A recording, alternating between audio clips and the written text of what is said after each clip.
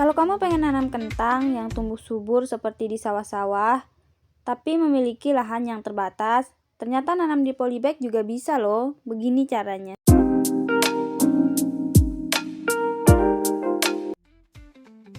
Halo teman-teman semua, hari ini aku mau nanam kentang di dalam polybag. Ini dia kentangnya yang mau aku tanam. Jangan salpok sama kentangnya yang penuh sama tanah, ada tanah-tanahnya yang nempel gitu. Soalnya tadi itu sebenarnya udah aku semai, udah aku masukin di kantong plastik ini.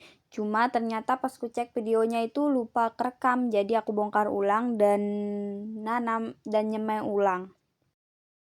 Oh iya teman-teman, ini kentangnya aku beli di pasar. Aku kurang tahu ini jenis kentang apa. Ukurannya itu sedang, nggak terlalu kecil dan nggak yang terlalu besar. Karena ini belum ada tunasnya, jadi aku mau semai dulu. Ini aku semainya pakai tanah yang cukup gembur dan pakai kantong plastik supaya muat banyak. Kentangnya langsung aku masukin ke kantong plastik yang udah diisi tanah. Dan kalau udah semua dimasukin, kita timbun lagi pakai tanah supaya ketutup semua kentangnya. Oke, ini udah selesai, tinggal kita ikat dan taruh di tempat yang aman dan tunggu beberapa hari. Oke teman-teman, ini setelah 5 hari aku semai dan sekarang mau aku cek. Ini langsung aku buka dan keluarin kentangnya satu-satu semuanya. Pelan-pelan supaya kalau ada tunasnya itu tunasnya nggak rusak.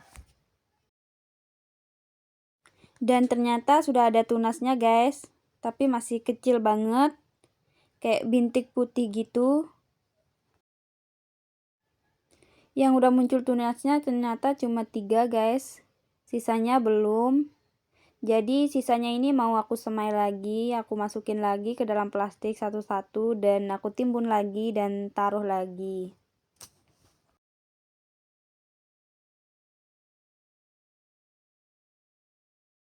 Nah, untuk kentang yang udah tumbuh tunasnya walaupun masih kecil, ini mau langsung aku tanam aja supaya cepat tumbuh. Ini aku nanamnya pakai polybag yang ukuran besar, kalau nggak salah ukuran 50 x 50. Lumayan besar. Tunas kentangnya yang udah muncul, ini kita buat dia jadi atas supaya cepat tumbuhnya. Oke, ini hari keempat setelah penanaman dan begini kondisi kentangnya yang udah aku tanam. Tunasnya makin besar dan berwarna agak keunguan gitu, bisa dilihat.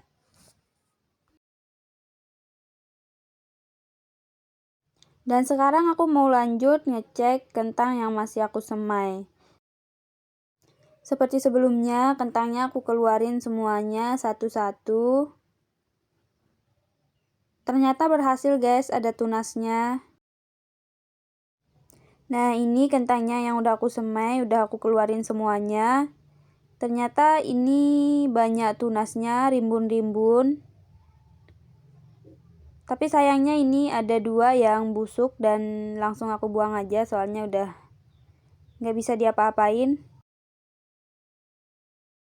Oke lanjut, ini kentang yang masih bagus dan udah bertunas ini mau langsung aku tanam supaya cepat tumbuh dan cepat panen. Hari ini tanggal 5 Agustus dan seperti ini kondisi tunas kentangnya. Sudah tumbuh semua, termasuk yang aku tanam belakangan juga udah tumbuh. Panjangnya itu sekitar 2 sentian, ada yang udah sekitar 5 sentian atau lebih.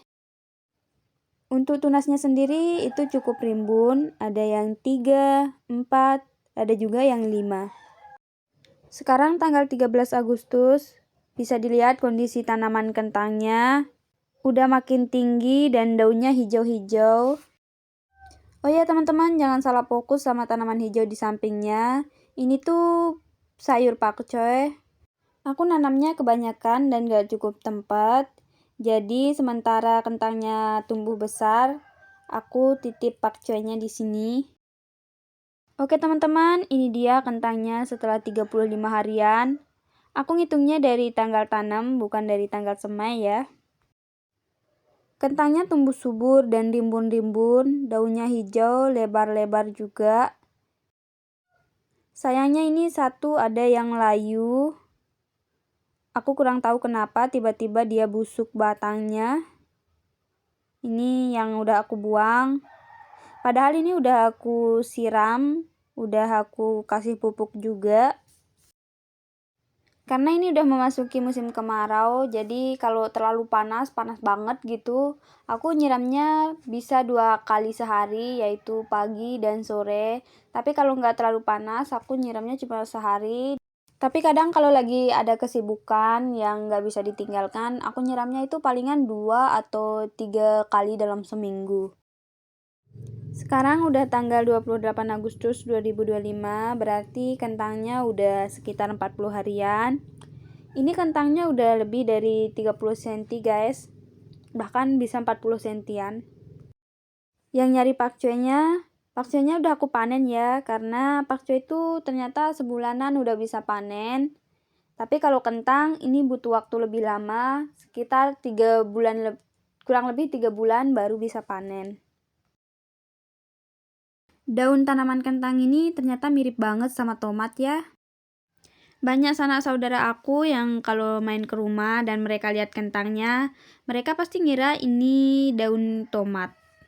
Jadi aku iseng searching dan nemu kalau ternyata tomat sama kentang itu memiliki hubungan kekerabatan yang cukup dekat dan genus yang sama, yaitu genus Solanum namanya. Oke, karena semalam habis hujan dan kebetulan hari ini juga jadwal untuk melakukan pemupukan kentang. Jadi hari ini aku langsung mau melakukan pemupukan. Ini aku pakai NPK 1616 karena kebetulan di rumah adanya cuma ini.